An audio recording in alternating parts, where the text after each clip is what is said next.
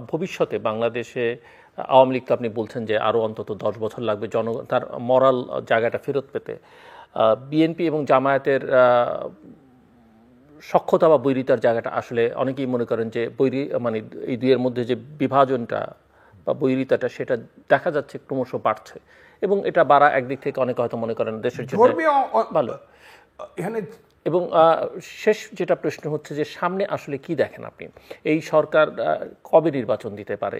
সেই নির্বাচন কতটা অবাধ, সুষ্ঠু, গ্রহণযোগ্য, অংশগ্রহণমূলক, দেশের ভেতর থেকে বাইরে থেকে যে আকাঙ্ক্ষা সেটা কতটা হতে পারবে, তার সক্ষমতা কতখানি, সে কতটা নিরপেক্ষতা বজায় রেখে আসলে নির্বাচন দিতে পারবে, সব নানা প্রশ্ন আছে। সব কিছু মিলিয়ে যদি আপনি একটু আমাদেরকে বলেন। আমি একটা কথার উত্তর দিই। এই দেশে দল হবে দুইটা, একটা হলো রেডিক্যাল দল, প্রগতিশীল বাঙালি জাতীয় মুক্তমুখ, এটা একসময় গড়ে উঠবে যদি দেশ থাকে। আর একটা হবে conservative party, like BNP, leadership conservative, হরেক রকমের চিন্তা ভাবনার একটা সমন্বয়।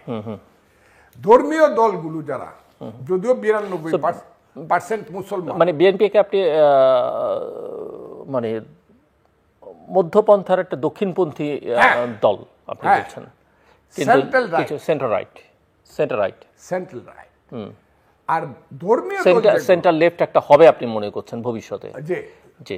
আর ধর্মীয় দল যতদিন পর্যন্ত দেশে 92% মুসলমান থাকবে, জামাত দল হিসাবে কতটুকু কি করতে পারবে আমি জানি না, তাদের যোগ্যতা, কিন্তু মুসলমানদের ইসলামের নামে দল থাকিয়ে যাবে। তাইলে তিনটা হইতেছে এখানে। আর বাম রাজনীতি পৃথিবীতে যদি আবার আসে সেটা পরে আমি বলবো। কিন্তু যদি বিএনপি রিয়েল পলিটিক্সটা করতে পারে, তো বিএনপি নাম্বার 1-এ আসবে সামনের অনেকগুলো দিনে। এবং আস্তে আস্তে ওই যে বাঙালি জাতীয়তাবাদী প্রগতিশীল যারা ধর্মনিরপেক্ষ, এই শক্তিতে আস্তে আস্তে, আমি হাসিনা আসবে, অমুক আসবে সেটা বলছি না, কিন্তু এখানে একটা অবস্থান দাঁড়ায় যাবে। আপনি এটাকে বাধা দিতে পারবেন না, এই অবস্থানটা দাঁড়ায় যাবে। আর মৌলানা সাহেবরা তারা সবসময় ঐক্যটক্য করে ইসলামকে রক্ষা করবে, আমাদেরকে হেদায়েত করবে যাতে বেহেশতে যাইতে পারি, সবকিছু করবে, মাঝে মধ্যে সিট পাবে। কিন্তু আমার ধারণা হলো, আমি সবসময় তারা মেজর রোল ইলেকশনে প্লে করবে না, মাঠে করবে, ওয়াজের মাঠে অথবা মিছিলের মাঠে, তারা বাইতুল মুকাররমের মিছিলে তারা লিড করবে, কিন্তু ইলেকশনের মাঠে তারা 15%। আল্লাহর রহমত, আমিও ইসলাম ধর্মের লোক, কিন্তু মূল জায়গাটা থাইকা যাবে ওইটা। সেই জায়গায় থাইকা ইউনূস সাহেবরা ইতিহাসে থাকবে না ইতিহাসের আস্থা করে যাবে? ইউনূস সাহেবের মতো নোবেল লরিয়েট এখনো যদি উনার হুশ না হয়, হ্যাঁ, উনি যদি আমরা দেশে ফুলার মতো আচার খাইছে, বাচ্চা শিশুর প্রস্রাবের মধ্যে আচার খাওয়া, উনি যদি এটা খাইতে থাকেন, তাইলে উনি কিন্তু এইখানে শেষ পর্যন্ত ইলেকশনটা দিয়ে যেতে পারবেন না, এবং উনি নিউট্রাল থাকতে পারবেন না। এবং উনাকে আমি বলবো, অন্ধকারটা বিদূরিত করার জন্য আপনার হাতে শেষ অস্ত্র একটা আছে। সেই শেষ অস্ত্রটা হইল, ইনি সব মানুষের ডাইকে বলবে, সব আসেন আমার সাথে, আমি সবারই সাথী, আমি সবারই নেতা। কিভাবে এই দেশটা ঠিক করা যাবে একটা নির্বাচনের মাধ্যমে 18 কোটি মানুষকে কিভাবে এটার সঙ্গে যুক্ত করা যায়, আপনারা বলেন। তখন সমস্ত রাজনৈতিক দলগুলো বলবে, আপনি একটা জাতীয় নির্বাচন দিয়ে দেন। সেই জাতীয় নির্বাচন যদি ম্যাক্সিমাম ডিসেম্বর, আমি বললাম, আমি ম্যাক্সিমাম ডিসেম্বরের মধ্যে উনি যদি দিতে পারে, ফেয়ার, যেটা দিতে উনি পারবে বলে আমার মনে হইতেছে না, কারণ উনি হলেন ইতিহাসের বৈরাম খা। এই বৈরাম খারা কোনো সময় ইতিহাসে মেজর রোল প্লে করতে পারে না, বেসিক রুলটা প্লে করতে পারে না। বেসিক রুলটা প্লে করে সম্রাট আকবর না।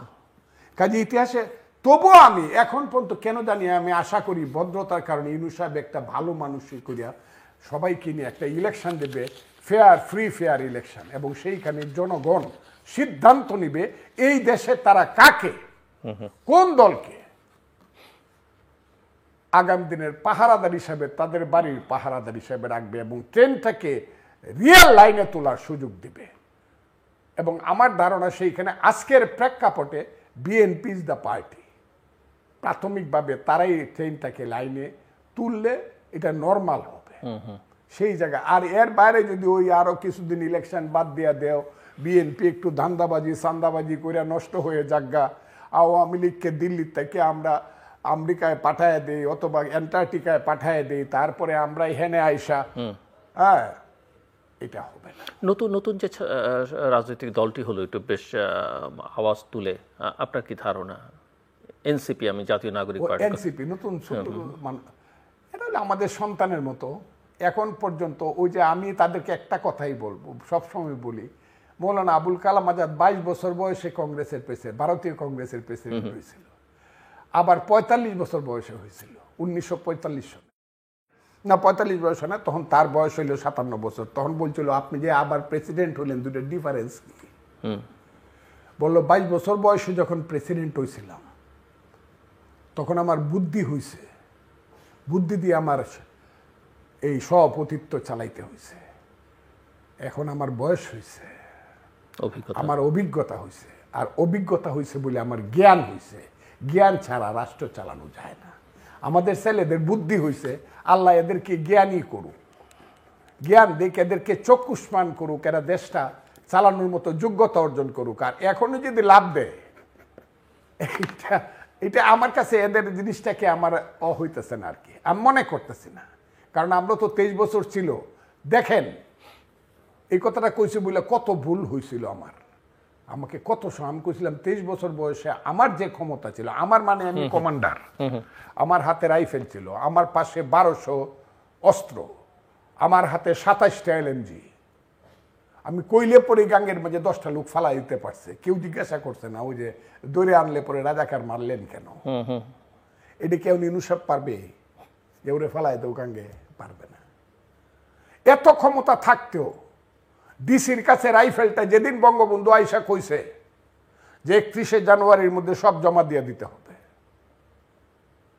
কথাটা খুব বুঝার চেষ্টা করেন। লাখ লাখ অস্ত্র, ট্রাকে অস্ত্র জমা দিছি আমি, এখনো আছে, জীবিত সব আছে আমার, মানে কোম্পানি কমান্ডাররাও আছে, এমপিএমএনরা অনেকেই আছে, ট্রাকে অস্ত্র জমা দিছি।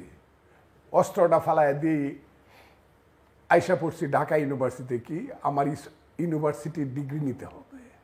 ইকবাল হলে আবার আইছি, শাহজাহান সিরাজের সালাম দিছি, ক্লাসে গেছি সকালবেলা, নাজমা চৌধুরী, অধ্যাপিকা নাজমা চৌধুরী, মনিরুজ্জামান স্যার, হ্যাঁ, জাতীয় অধ্যাপক আব্দুর রাজ্জাকটা পড়াইছে, সেলিউট দিয়ে বয়ে রয়েছি। ছাত্র হিসাবে হাত জোর করিয়া কই নাই যে আমাদেরকে একটু ক্ষমতার ভাগ দেও। যারা ক্ষমতার ভাগ চায় এরা রাজনীতি করতে পারবে না।